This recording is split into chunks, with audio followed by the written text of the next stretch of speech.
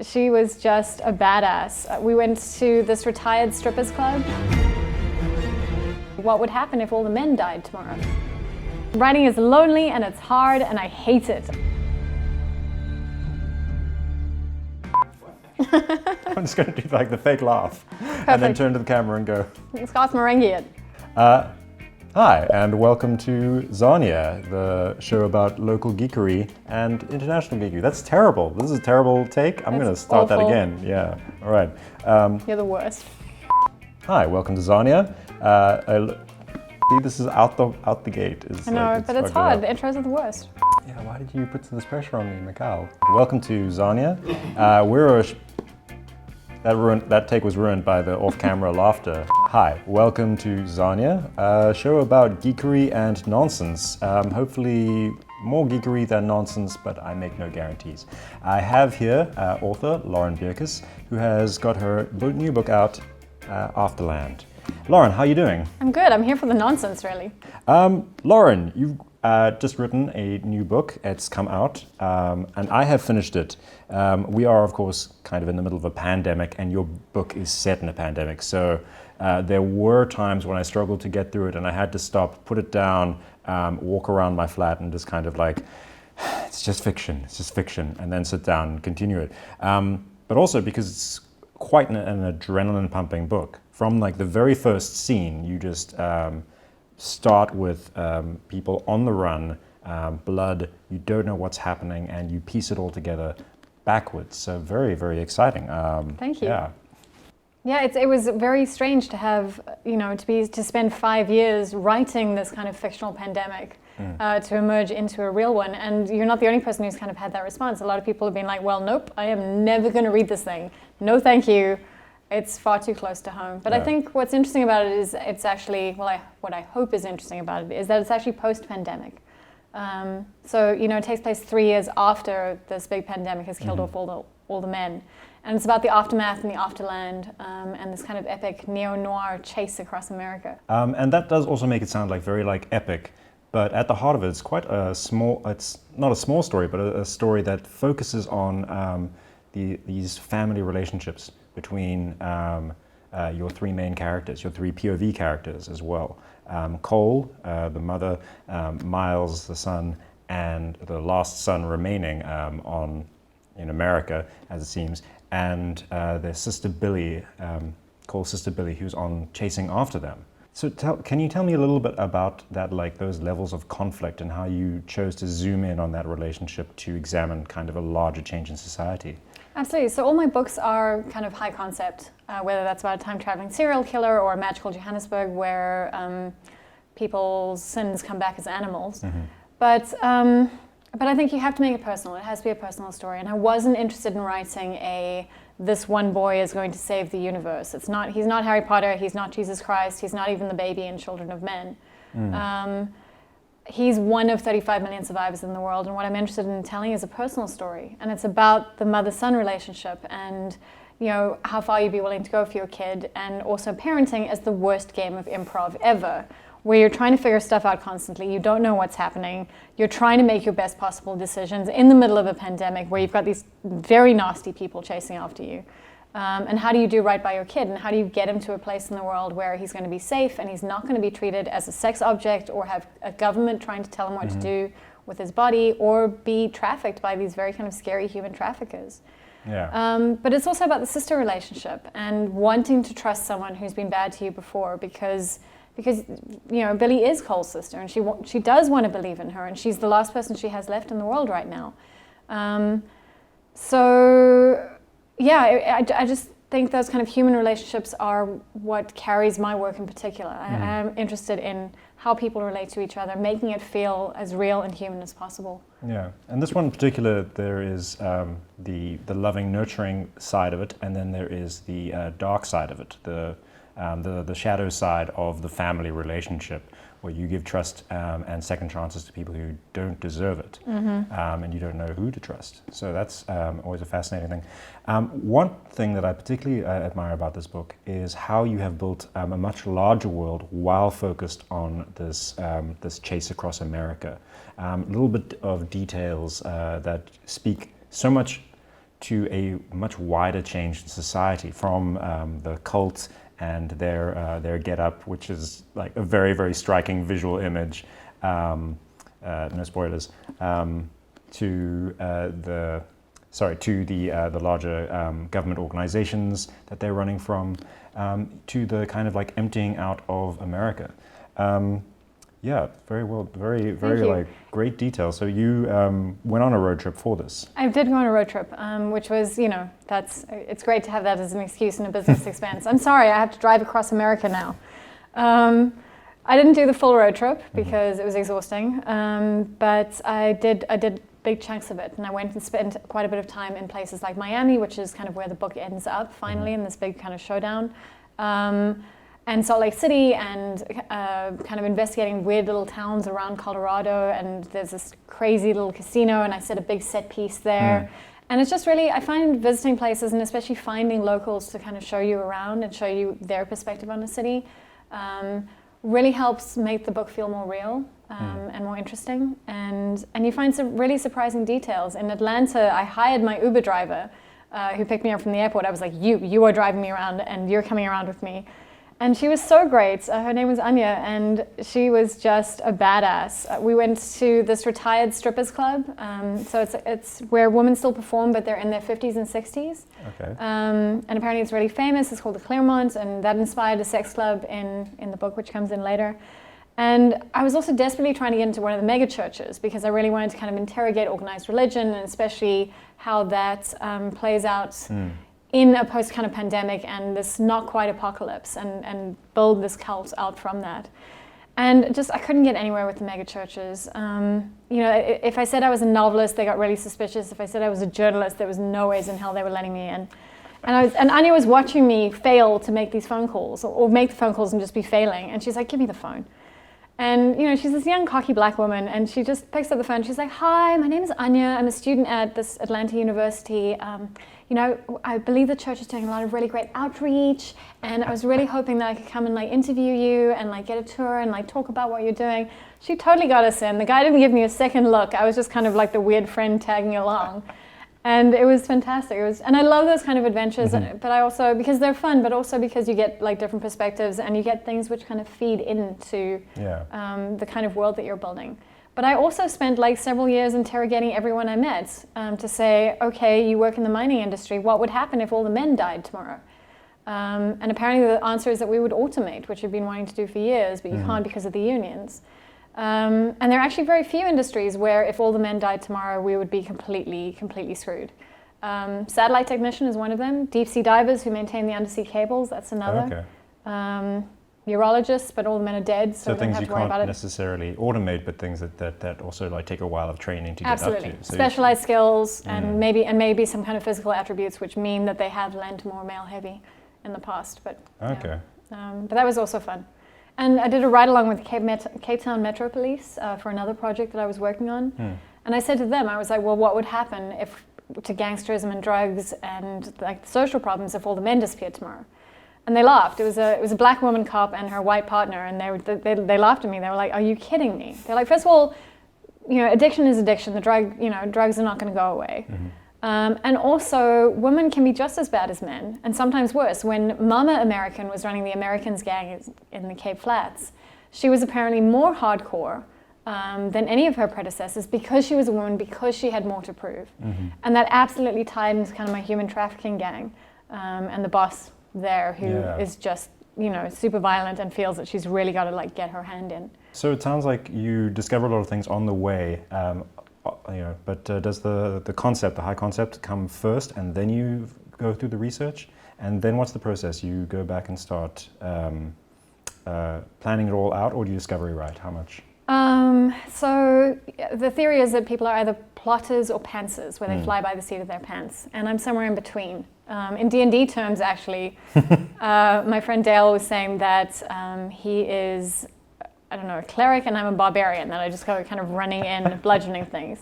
But I think I'm more of a ranger. I think I know where I'm going, but then I've got to find my way through the woods to get there, and maybe I'll stop and talk to some magical animals along the way.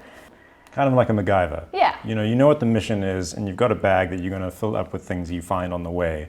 which, because of your amazing knowledge, will then come in handy and solve exactly the problem that you're going to run into. Absolutely. Or I'll be standing in front of like the broken helicopter just swearing with kind of my, I don't know, elastic bands and Band-Aids going, Gah! How's this going to work? So did some of the DNA of Anya make its way into the book, into any of the characters? No, not specifically. You know, I think all characters are kind of aspects of you that you kind of dial up. Okay. They're seedlings. I might steal like lines of dialogue from people or certain kind of personality traits, but there's no one I've really ever based someone on. Although there is a character in Broken Monsters who I used a lot of his dialogue from an interview I did with a homeless man and activist who I met. With his permission, and I paid him money to like use it, but they share a backstory. But usually it's all kind of, made up wholesale. Okay. But also my process is the high concept comes first, and I know where I'm going. I do know that I've got to get to like the dark castle on the other side, and then it's really just kind of figuring out the route to get there. And I also know some of the major waypoints and some of the things which are interesting to me. And some of that also comes up, I never expected to have a big casino scene, but it was because I went to Colorado and there was this crazy casino in this decrepit little mining town that, it was a bit like Gold Reef City. They were all like these weird, just mannequins wearing like bad, 1890s gear, and right next to the marijuana dispensary because of course it was legal in Colorado, and it was just weird. And I, when you find that kind of detail, you're like, yep, cut and paste into the novel, thank you very much. So that's the essential, the need of good research, is because it does inspire more stuff. Yeah. So tell us the news about The Shining Girls. It's really exciting. I've actually been sitting on it for almost a year now because these things take time and papers have to be signed. But it's being adapted as a TV show with Elisabeth Moss starring and exec producing, and it's going to be filmed for AppleTV. I think they're going to start filming next year. But it's so exciting. That is very, very, very awesome. Who else is involved? Elisabeth Moss? Is there so Leonardo DiCaprio is producing. Okay. His company is exec producing. And the showrunner is this really amazing young woman called, her name is Silke Louisa.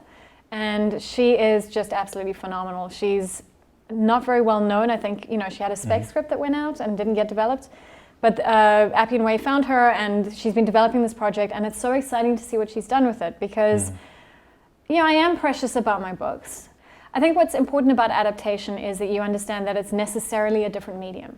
If you can't just pick up a book and do it verbatim for the screen, it's not going to work out because books and TV shows have different needs. And what Silke Louisa's done with it, she's made some changes, and that's okay because you know what, she's made it better and more interesting in ways that I hadn't thought of. And maybe I'm a little pissed off about that because I didn't think about it, but not because she's done it. I think it's really amazing. And we've had long chats, and I've kind of sent her, about the mythology of the house and how it works. And I've sent her some of my reams and reams of research into all these different historic periods from the 1930s to the 1990s in America. And looking at things like the Jane movement, which helped women get abortions at a time it was illegal, through to shipbuilding in Seneca. And it's just been really fun to kind of see how that process is happening. I'm not in the room, and that's okay because pandemic means can't go anywhere. I think I might be dating this too much, and I'm talking too much, and I'm going to stop. I think it's fine. I mean, the pandemic will be on for the next 10 years. I know. Yeah. I know. Don't put that in. No, please. Well, maybe do, because then, the universe will have to prove you wrong. Yeah. And then the vaccine will come out tomorrow. I mean, the universe has proved me wrong about many things. It really enjoys doing that. So if it was to compile some kind of spoof reel of me making predictions that didn't come true, that would just be me talking constantly. Right. It would be a live stream, really. Where's it shooting?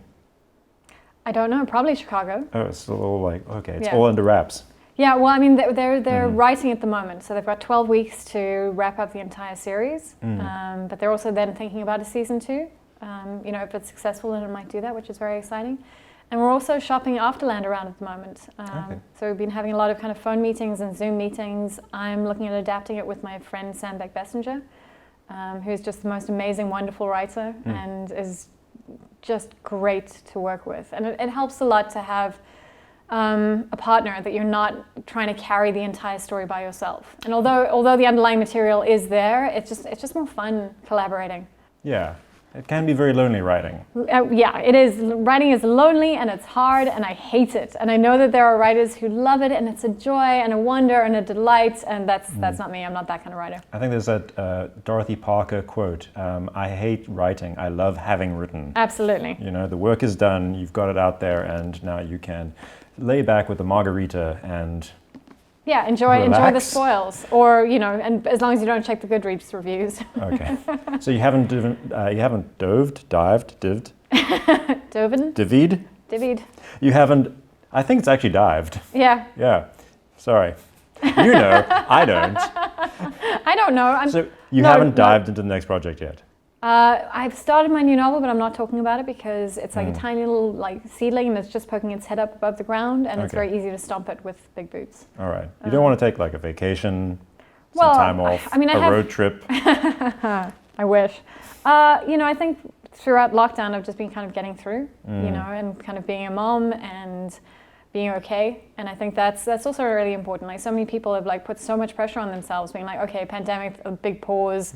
This is the time to write my great novel. It's like, no, maybe this is the time to just look after yourself and be okay and make sure that you're safe and have money and food and a roof over your head. Has anything about what's happened now kind of changed your perspective on the imaginings of the book? I didn't realize how lonely the pandemic would be, with not being able to see your friends, and how deeply dehumanizing that is. Even just being able to shake someone's hand, even if they're an estate agent. It's just, there's something very human about that. But it does speak to something which I had to do in the novel, which was the heroine is South African and she's stranded in America. And the reason I did that was because if I had to go on the run with my kid, I would have so many friends and loved ones who would help me, who would shelter me, who would help me hide out, give me money. And I needed Cole to be alone. I needed her not to have anyone to turn to. But I think that's what a lot of us are kind of feeling in the pandemic right now, is that sense of isolation and how deeply scary that can be. Yeah, it's a very strange feeling to look at people and just kind of feel like a sense of danger from them just in a normal day, just going out shopping or something like that. Absolutely. Yeah, very difficult. And I suppose, is that maybe one of the reasons why writers are so drawn to